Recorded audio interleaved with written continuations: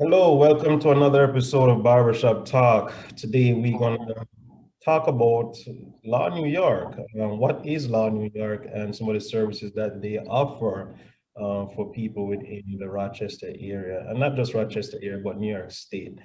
With us, we have Lori O'Brien. She's going to be the representative from Law New York. I'm going to have her introduce herself and tell us a little bit about herself before we start. Lori, how are you doing? I'm good. I'm really happy to be here. So, yes, my name is Lori O'Brien, and I have been with Legal Assistance of Western New York since 2007. Right now, I manage our Rochester office. But over the years, I've practiced on individual cases, and I'm really fortunate right now to work with a big team of advocates at Law New York to help serve our community. All right, thank you. So we're going to jump right in because there's a lot of people that are not familiar with Law New York and some of the services that they offer. And I just want to jump in with the first question. What is Law New York? What do you offer to people within the state of New York? So Law New York is a nonprofit legal services. We're a nonprofit law firm. And what that really means, we're providing free legal assistance to individuals who couldn't otherwise afford counsel. Now, Law New York is much bigger than our Rochester office. We have 7 different offices throughout Western New York. Those offices are located in Rochester, Geneva, Bath, Elmira, Ithaca, Jamestown, and Olean. Hmm. And throughout our service area, we provide assistance in what's called the essentials of life, right? So those areas of law that impact you each and every day. That could be your housing or income or health, education, and family. And we've been in service to our communities for over 50 years. In the Monroe County community, we were formerly known as Monroe County Legal Assistance Center. And overall, our vision is a society where access to justice is not determined by one's social or economic status. Okay, all right. So you mentioned some of the services that you offer. So it seems like you do a little bit of everything. Um, so it could be as small as a tenant landlord dispute, as big as what's like a misdemeanor or a felony. Do you go as far as felony trials or anything like that? Well, so I should say we're a civil legal services office. So we do not practice criminal law. Mhm. And so when we're thinking about civil law, I think your first example was right on in terms of landlord tenant matters. Here in Rochester, the types of cases we take, some examples are housing and employment discrimination, those eviction matters, unsafe housing. It could be an individual that's been denied or discontinued from a government benefit. We have a very large practice for older adults. And in that practice, we take a variety of different cases. Some individuals come to us because they need help with a power of attorney or a will or a healthcare proxy. We also have a program that helps with health law. And so when we think about health, we're thinking about access to healthcare. So there may be a time where you're in need of a specific treatment or a prescription, and your insurance company denies that treatment. And you may need an advocate to advocate so that you can get access to the healthcare you need. We also have a consumer practice. So individuals, individual debtors that maybe you have a back medical bill, maybe you're challenged with credit card debt. Those are areas that the legal component, we could get involved to help you navigate those processes. Okay, and I'm going to touch on we at REOC, we work closely with Law New York, and I know you offer some of the services to individuals who are having, I wouldn't say a difficult time, but wants to start their certificate of, what's it called? Relief, yes. Certificate of release. Could you tell us about that and what is the process to do to get that certificate of release? So what you're talking about is really barriers to employment, and they present in a number of different ways. a lot of individuals who are now going through training, looking at a specific career path, they may find that the fact that they have a past criminal conviction is coming up and presenting a barrier to them achieving their goals. And one of our goals is making sure people are economically secure, and a big part of that is removing that barrier. So in order to do that, for individuals with a past criminal conviction, it may be requesting your rap sheet, or petitioning the court for that certificate. Sometimes we have individuals that have been denied a Department of Health licensure and they need advocacy there. And then finally, there's individuals in both employment and the housing context who have been discriminated against.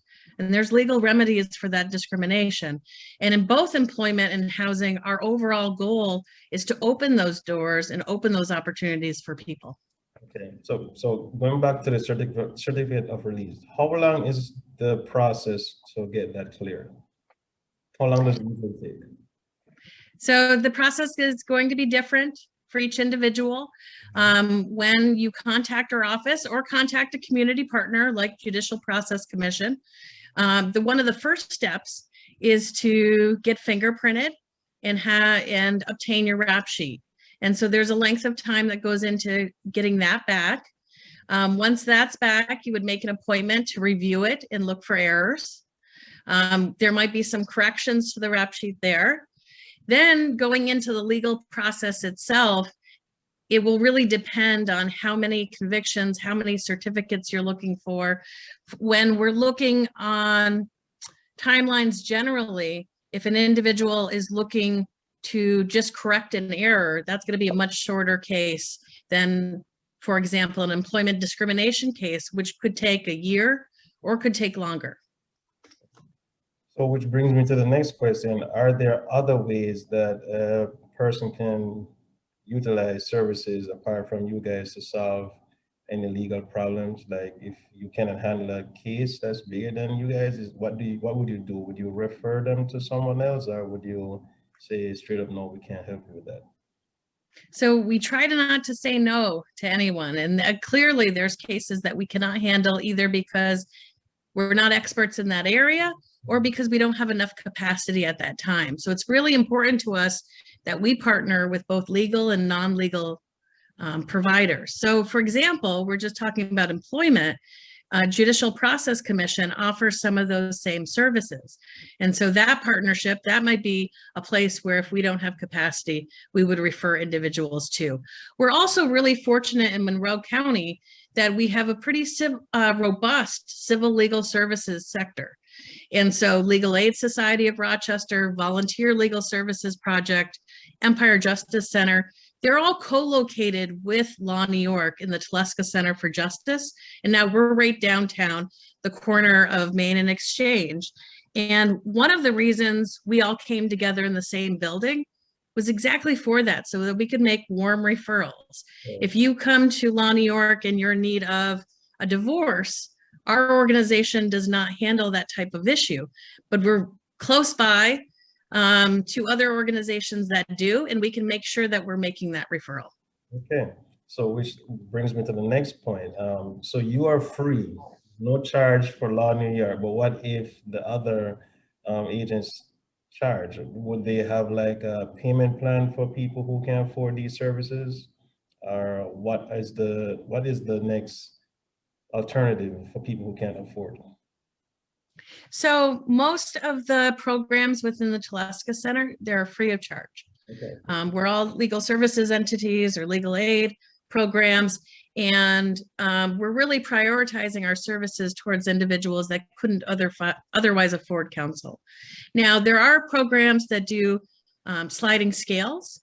So for example, another civil legal services office I know, once you reach their financial eligibility cap, they may do for folks with middle incomes a sliding scale. So you don't pay the same amount as you would going to a private attorney, but you do pay something.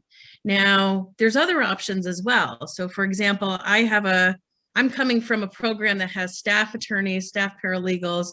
When a case comes in the door, our staff is taking those cases.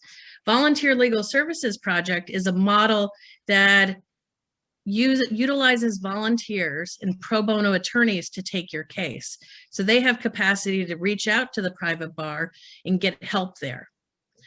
Beyond that, if someone contacts us and they're not eligible for us financially or for another provider, we would make recommendations to the private bar. But important to note, when we're talking about legal issues, especially legal issues that affect your daily life, there are self-help measures that people can take. And so one of the things we do as an organization is we do a lot of education and outreach to the community. And for anyone that's interested in being involved in an educational seminar, we're happy to help with that so that we can explain to individuals what your legal rights are and what measures that you can take even before accessing a law firm for assistance. It's wonderful, and that's one of the reasons why we're doing this Recovering Law New York and this podcast session, so people can know that there are help within the city of Rochester and the state of New York for legal assistance, which is completely free of charge. A lot of people don't. Again, I said no. A lot of people don't know about Law New York, so let me just jump to these questions as it relates to Law New York. So if somebody you take on somebody's case, right? How is the line of communication, what is the line of communication between you and the client during the whole process? Do you communicate by telephone, email, or you prefer face-to-face because of privacy matters? What do you do, especially now during COVID? Yeah, given COVID, a lot of things have changed, and communication is one of the important things about what we do.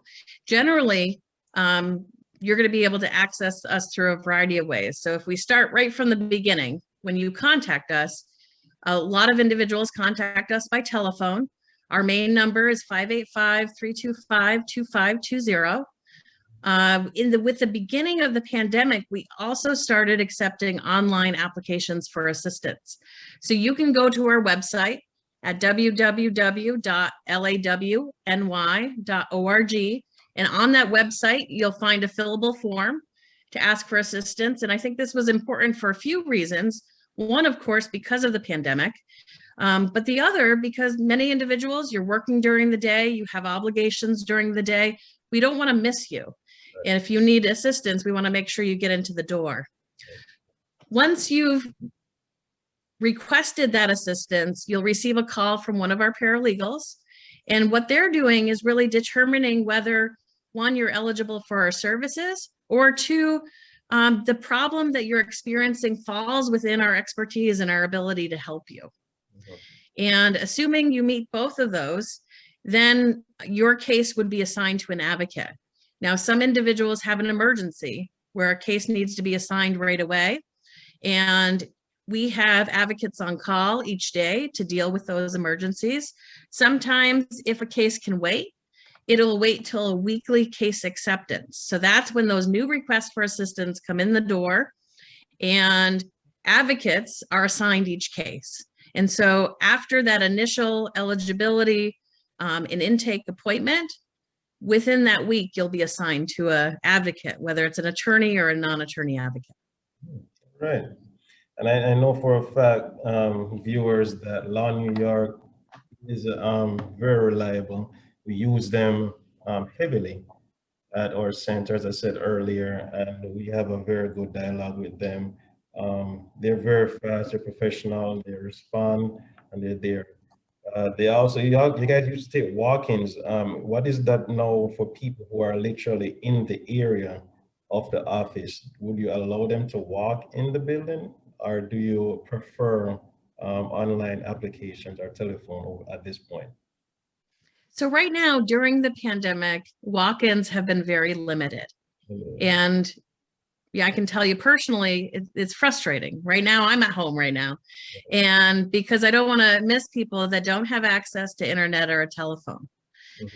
Now, pre-pandemic, and hopefully when we return back to our normal operations, walk-ins will be able to come into the building, see our intake staff, and there's a community reception that's staffed by the Legal Aid Society that welcomes anyone from the community coming into the Telesca Center.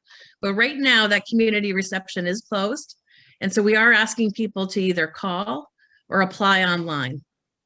The other thing that we can do is if an organization or a community group where you're working with a number of individuals is to reach out to us, and then we can come out to you to make sure that we're connecting with the individuals you're working with.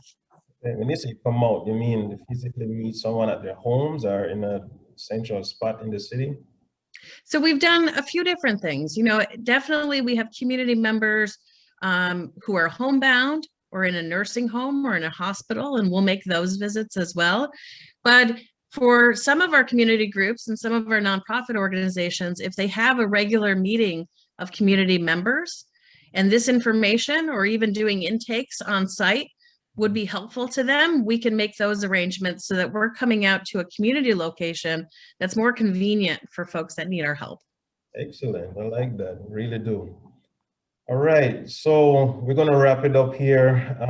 Lori, thanks again for coming on to the podcast, Barbershop Talk podcast, to tell us a little bit about LawNY York and the services that you offer. For viewers, please, if you have any legal issues, I urge you to contact LawNY York. Could you give them an address one more time if they're in the area, and your telephone number as well, please, Lori? Absolutely. So our telephone number is 585-325-2520. We're at the corner of Main and Exchange, 1 West Main. Right now during the pandemic, our physical operations reception is closed. So please call. Again, that's 585-325-2520. And you can apply online. So at any time of day, you can send us a message letting us know you need assistance, and you find that at our website, www.lawny.org.